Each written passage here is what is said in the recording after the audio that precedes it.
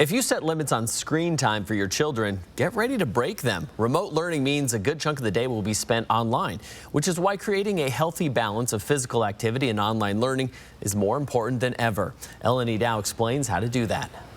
Balance is the key word here. While students will be in front of a screen for almost half a day, it's those little breaks in between lessons that parents should take advantage of.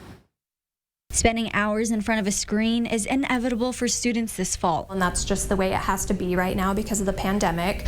It just becomes important to have more balance. Danica Parkin with Mount Spokane Pediatrics says parents should take advantage of those breaks in online learning. Don't just go sit down somewhere and have more recreational screen time, but instead do some jumping jacks, go on a walk around the block, being active while they have those breaks. Even though the weather is getting colder, Parkin says it's important to get students outside. Just bundle up. If not, using screens for physical activity could work too. So there's actually lots of YouTube channels and online activities for kids that help them move their bodies, like children's yoga or exercise videos. And so those can be helpful if we're at the point where we need to stay inside. When you can, pay attention to your kids physically while learning online. Squinting, complaining of headaches, especially if it's at the end of the day after they've had lots of screen time, those would be red flags for me. There's also the online safety aspect of that as well. So I think it's really important for parents to be checking kids' devices, talking to them about their media use, and having a lot of conversations around that. Parents, also cut yourself some slack. Every kid is going to have more screen time right now too. Make sure that you're still taking time to connect as a family and just doing those things that provide balance in your life, since we do have to have so much screen time right now.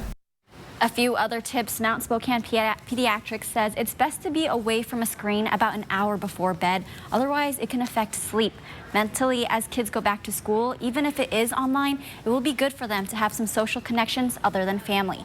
In studio, I'm Elenee for News Now.